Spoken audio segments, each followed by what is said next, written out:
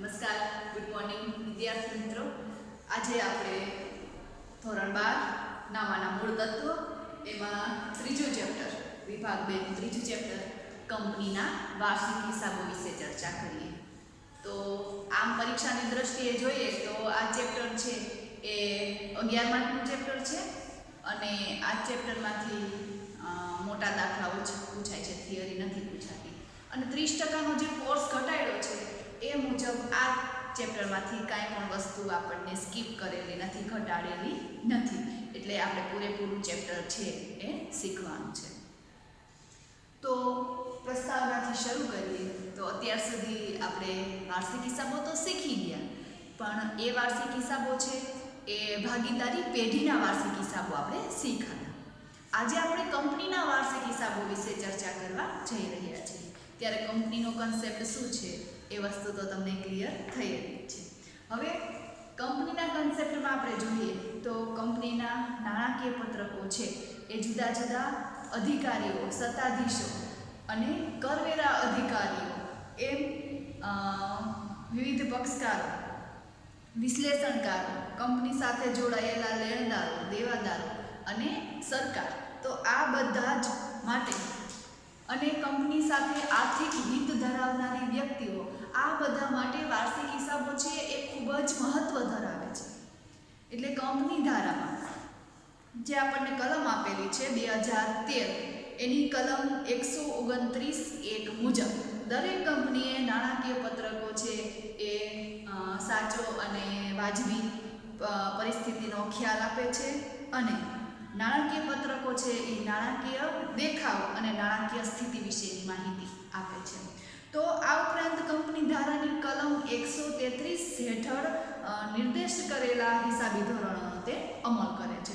તો આવી રીતે કંપની ધારા મુજબ કંપનીના નાણાકીય પત્રકો એ કંપની ધારા 2013ના પરિશિષ્ટ 3માં દર્શાવેલા નમૂના પ્રમાણે જ હોવા જરૂરી છે. અત્યાર સુધી આપણે ભાગીદારી પેઢીના વાર્ષિક હિસાબો જે શીખી ગયા, એ વાર્ષિક હિસાબો છે એ આપણે નમૂનામાં નહોતા બનાવતા, બરાબર. નમૂનામાં ને એટલે આપણે જે તે હેડિંગ હેઠળ જે તે વસ્તુનો સમાવેશ કરી અને નહોતા મૂકતા. આડેધડ આખર ઉપર લખી નાખ્યો હોય, પાઘડી નીચે લખી નાખી હોય, પણ કંપની ધારામાં જે ફોર્મેટ આપેલું છે એ ફોર્મેટ મુજબ જ કંપનીના વાર્ષિક હિસાબો છે એ તૈયાર કરવાના છે. તો આવી રીતે જે પરિશિષ્ટ આપેલા છે, જે નમૂના આપેલા છે, એ નમૂના જ નાણાકીય પત્રકો ના જે નમૂના છે એ નમૂનામાં જ આપણે જે તે પત્રકો તૈયાર કરવાના છે. અને આ જે પત્રકો છે એ કલમ 129(1) જણાવ્યા મુજબ વીમા કંપની, વીજળી કંપની અને બેન્કિંગ કંપની, આ 3 કંપનીઓ એવી છે કે જેને આ પરિશિષ્ટમાંથી, આ ફોર્મેટમાંથી મુક્તિ આપવામાં આવી છે. એટલે એને આ નાણાકીય પત્રકોના નિયમો લાગુ પડતા નથી.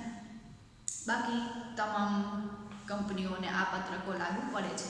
MCQમાં આ પ્રશ્ન વારંવાર પૂછાઈ શકે છે, એક વાક્યના પ્રશ્નમાં પણ પૂછાય છે. એટલે ફરીથી રિપીટ કરું છું, વીમા કંપની, બેન્કિંગ કંપની અને વીજળી કંપની, એ 3 કંપનીઓને આ જે પત્રકો છે એ લાગુ પડતા નથી. એ સિવાયની અન્ય કંપનીઓ છે એને આ ફોર્મેટમાં જ નાણાકીય પત્રકો તૈયાર કરવાના છે.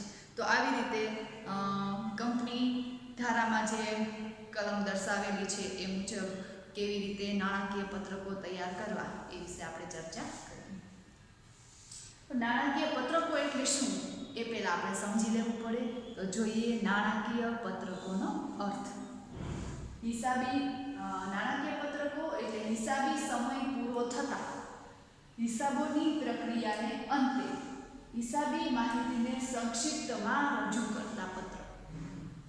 3 જુદી જુદી વસ્તુનો સમાવેશ અર્થમાં કરેલો છે. એક તો હિસાબી સમય પૂરો થતાં.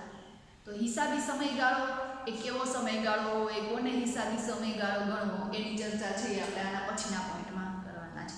તો આવો સમયગાળા પૂરા થયાને અંતે હિસાબી સમયગાળો આમ જોઈએ તો 12 માસનો હોય છે.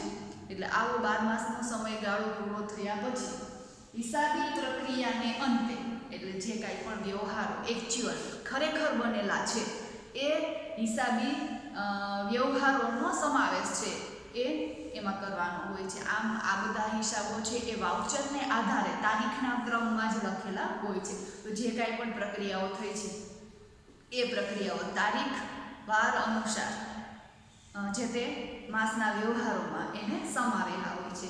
તો આવી રીતે વાઉચર ઉપરથી જે હિસાબો લખેલા છે એ હિસાબી પ્રક્રિયાને અંતે લખવામાં આવે છે. અને હિસાબી માહિતીને સંક્ષિપ્તમાં રજૂ કરતા પત્રકો, સંક્ષિપ્તમાં એટલે ટૂંકાણમાં આપણે જોયું કે આમ નોંધ લખીએ, આમ નોંધ ઉપરથી પેટા નોંધ લખીએ, પેટા નોંધ ઉપરથી ખતવણી કરીએ અને ખતવણીને અંતે જે તે ખાતાઓ બંધ થાય છે એ ખાતાઓને જ આપણે કાચા સરવૈયામાં લઈ જઈએ છીએ. તો કાચું સરવૈયું છે એ તમામ માહિતી જે આપણે શીખા આમ નોંધથી માંડી, આમ નોંધ છે એ વાઉચર ઉપરથી લખાય છે અને આવી આમ નોંધથી માંડી પેટા નોંધ, રોકડ મેળ, બેંક સિલક મેળ આ બધા જ વ્યવહારોને અંતે ખતવણી કરવામાં આવે છે. ખતવણીમાં આ બધા જ વ્યવહારોને ખાતા સ્વરૂપે લખવામાં આવે છે અને આ ખાતાઓની બાકીને જ કાચા સરવૈયામાં લઈ જવામાં આવે છે. તો આવી રીતે હિસાબી પ્રક્રિયાને સંક્ષિપ્તમાં રજૂ કરવામાં આવે છે. તો આવી રીતે નાણાકીય પત્રકો એ શું છે? તો નાણાકીય પત્રકો છે એ ચોક્કસ હિસાબી સમયગાળો પૂરો થયા પછી હિસાબી પ્રક્રિયા જે કંઈ પણ થઈ ગઈ છે એ પ્રક્રિયાને અંતે જે કંઈ પણ હિસાબી માહિતી મળે છે એ માહિતીને સંક્ષિપ્તમાં રજૂ કરે છે. જેમ કે ખરીદી છે એ કેટલી થઈ, તો એ આપણને કીધું 2 લાખની ખરીદી થઈ, તો એ સંક્ષિપ્તમાં છે. પછી કોની પાસેથી લીધા કે ઉધાર લીધા કે જમા લીધા કે એવું બધું એક સાથે લખવા બેસીએ તો ખૂબ જ લાંબુ થાય છે. એટલે નાણાકીય પત્રકો છે એ સંક્ષિપ્તમાં હિસાબી માહિતી રજૂ કરે છે. હવે આપણે જોઈએ નાણાકીય વર્ષ. તો સામાન્ય રીતે કંપની ધારાના નિયમ પ્રમાણે કંપની એનું જે નાણાકીય વર્ષ છે એ નાણાકીય વર્ષ 1 એપ્રિલથી 31મી માર્ચના રોજ સુધીનું ગણવામાં આવે છે. એટલે કંપની માટે 31મી માર્ચના રોજ પૂરો થતો સમય, અને આ સમય કેવો હોય છે? તો 12 માસનો સમયગાળો ધ્યાનમાં લેવામાં આવે છે. એટલે 1 એપ્રિલથી શરૂ કરી અને 31મી માર્ચના રોજ પૂરું થતું વર્ષ એ કંપની માટે નાણાકીય વર્ષ માનવામાં આવે છે. જૂના જે દેશી હિસાબો હતા એ મુજબ આ સમયગાળો જુદો જુદો હતો. અમુક નાણાકીય વર્ષ છે 1 જાન્યુઆરીથી 31 ડિસેમ્બર સુધીના હોય, અથવા તો આપણા જે કારતક મહિનાથી શરૂ કરી અને છેલ્લે આસો મહિના સુધીના જે વર્ષ ગણવામાં આવતા, જેને આપણે દિવાળી વર્ષ ગણીએ, તો એ વર્ષનો સમાવેશ પણ થાય. પણ કંપની ધારા મુજબ કંપની માટે નાણાકીય વર્ષ એટલે 1 એપ્રિલથી શરૂ કરી 31મી માર્ચના રોજ પૂરો થતો 12 માસનો સમયગાળો.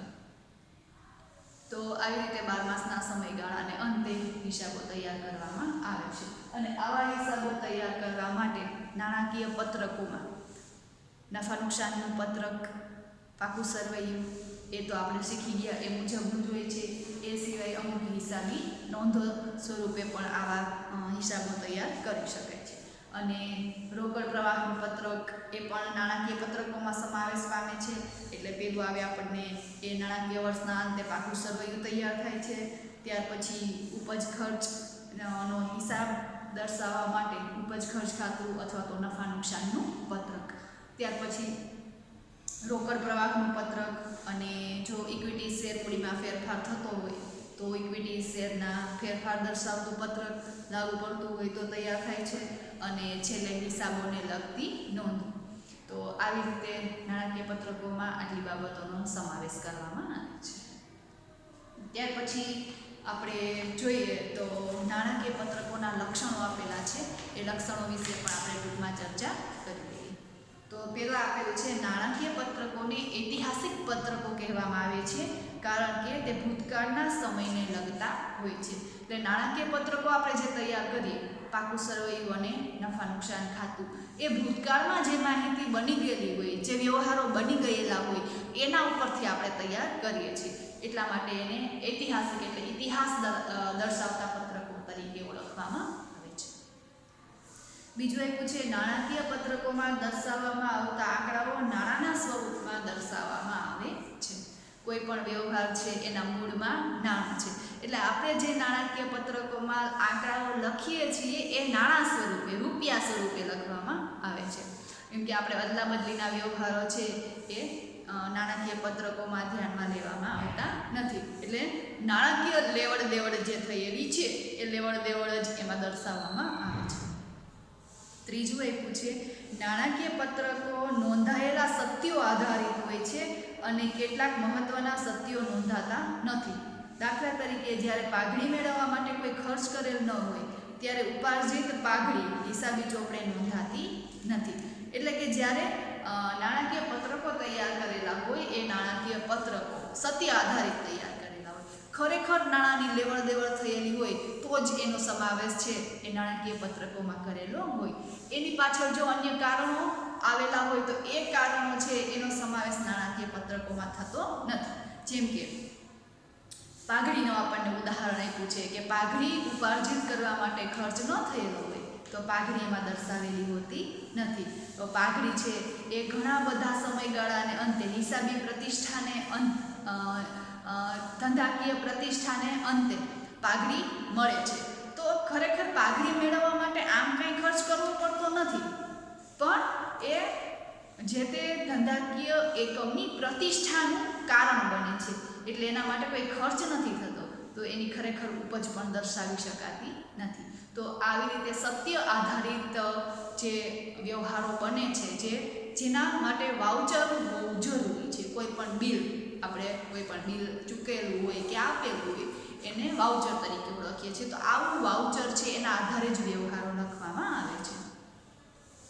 પછી આપેલું છે નફા નુકસાન ખાતું આપેલા સમય માટેનો નફો કે નુકસાન દર્શાવે છે, તેથી તે કંપનીની નાણાકીય કામગીરીનો દેખાવ દર્શાવે છે. એટલે નફા નુકસાન ખાતું છે એ આખા વર્ષ દરમિયાન જે કંઈ પણ મૂડી ખર્ચા કે મહેસૂલી ખર્ચા થયેલા હોય એ ખર્ચાઓ દર્શાવે છે. જે કંઈ પણ મૂડી આવક કે મહેસૂલી આવક થયેલી હોય એ આવક દર્શાવે છે. એટલે નફા નુકસાન ખાતું છે એ હિસાબી સમયગાળાને અંતે ધંધામાં જે કાંઈ પણ ચોખ્ખો નફો કે ચોખ્ખી ખોટ થયેલી હોય એને દર્શાવે છે. એટલે આમ કામગીરી ધંધાની કેવી છે એ ચોખ્ખા નફાને આધારે આપણને ખ્યાલ આવે છે. તો આવી રીતે નફા નુકસાનનું પત્રક છે એ ધંધાની કામગીરી અને એનો દેખાવ દર્શાવે છે.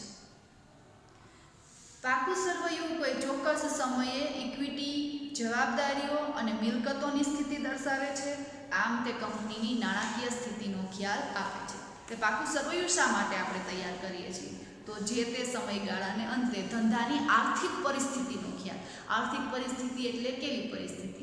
તો જે મિલકત લેણા બાજુ છે એ ધંધાની તમામ પ્રકારની મિલકતો દર્શાવે છે. સ્થાવર મિલકતો, જંગમ મિલકતો, એટલે ધંધા પાસે ખરેખર કેટલી મિલકતો છે એ દર્શાવે છે. જ્યારે મૂડી દેવા બાજુ છે એ ઇક્વિટી શેર મૂડી ધંધા પાસે કેટલી છે, ઉછીની લીધેલી મૂડી કેટલી છે અને એની સામે દેવાનું પ્રમાણ પણ કેટલું છે. આ વિગતો છે એ મૂડી દેવા બાજુ દર્શાવે છે. તો આમ ઓલ ઓવર જોઈએ તો પાકું સરવૈયું છે એ ધંધાની આર્થિક પરિસ્થિતિનો ખ્યાલ આપે છે.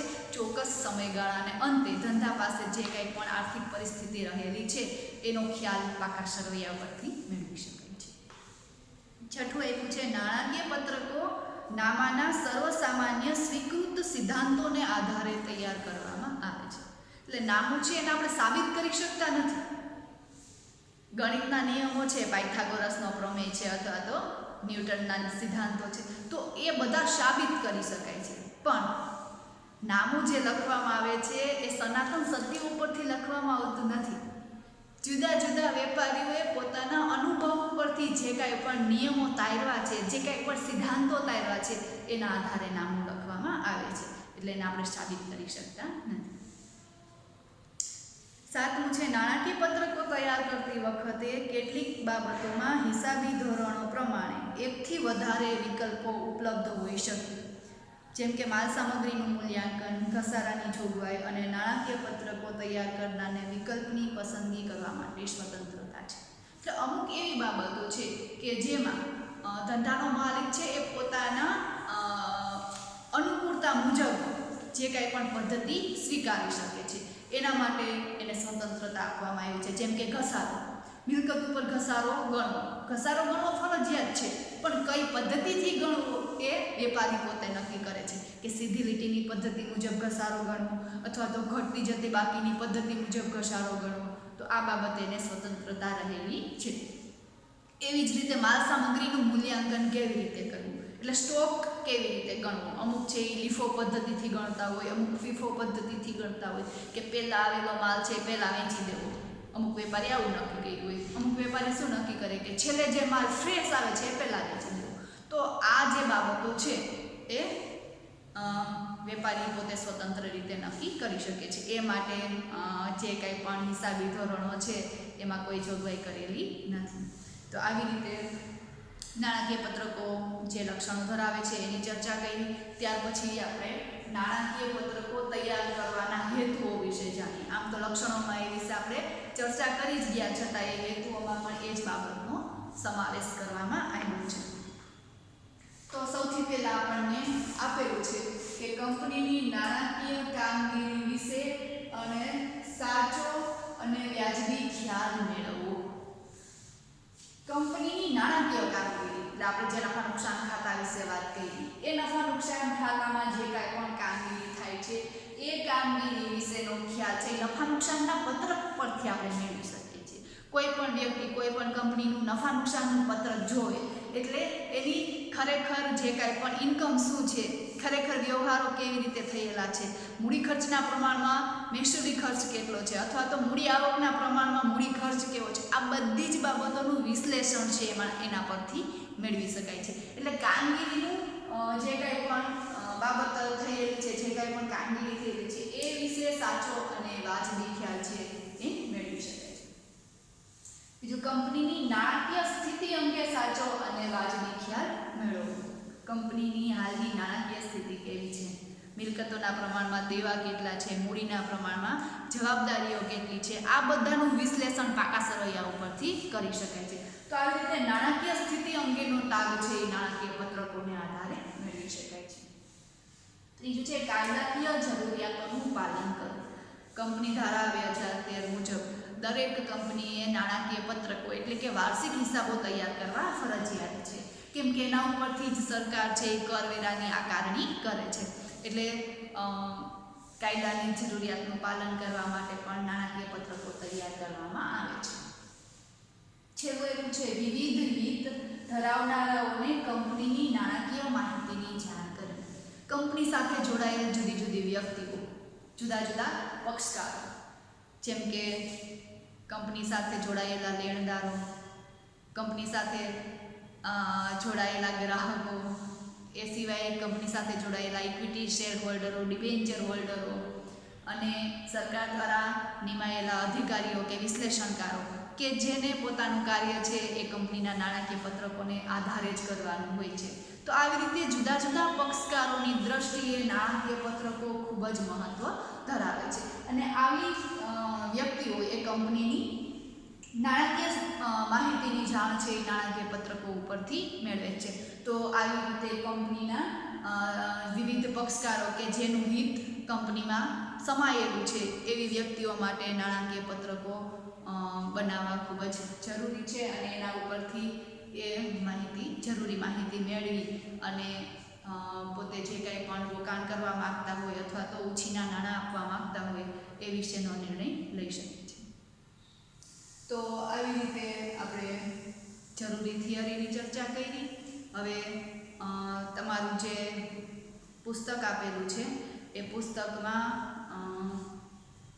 ફોર્મેટ આપેલા છે એ વિશે આપણે જોઈએ. તો પાકા સરવૈયાના નમૂના છે એ આપણને પેજ નંબર 126થી 133 ત્યાં સુધીની જે વિગતો છે એ વિગતો આપણે પાઠ્યપુસ્તકમાં આપેલી છે એ મુજબ જ તૈયાર કરવાની છે, બરાબર. એટલે ફરીથી તમે એકવાર ચેક કરી લેજો કે પાકા સરવૈયાનો નમૂનો આપ્યો છે એ જે તે ફોર્મેટમાં આપ્યો છે પેજ નંબર 126 ઉપર. અને એ જે પાકા સરવૈયાનો નમૂનો છે એમાં અંદરના હેડિંગમાં કઈ કઈ વિગતો સમાવવામાં આવશે એ વિગતો આપણને પેજ નંબર 130 અને 131 સુધી આપેલી છે. તો આ તમામ વસ્તુ તમારે પાકી કરવાની છે. અને ફોર્મેટ છે એ હોમવર્કમાં લખવાનું છે. ફોર્મેટ એટલે કેવું ફોર્મેટ? તો પેજ નંબર 126થી 127 સુધી આપેલું છે એટલું જ ફોર્મેટ, બરાબર. અંદરની જે વિગતો આપેલી છે પછી એ નથી લેવાની આપણે. એટલે 126 ઉપર જે પાકા સરવૈયાનું ફોર્મેટ આપ્યું છે ને 127ના અડધા પેજ સુધી પૂરું થાય છે ત્યાં સુધી તમારે લખવાનું છે.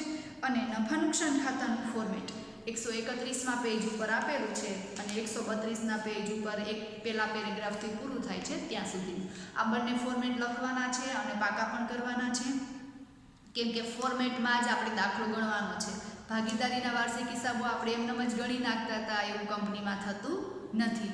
એટલે ફોર્મેટ ખાસ પાકા કરવાના અને ફોર્મેટના હેડિંગમાં જે બાબતો આપેલી છે એ ફોર્મેટની નીચે આપેલી છે. એટલે તમારે પેજ નંબર 126થી લઈ અને 133 સુધી બધું જ પાકું કરવાનું રહેશે. ત્યાર પછી આપણે દાખલાઓ શરૂ કરશું. Thank you.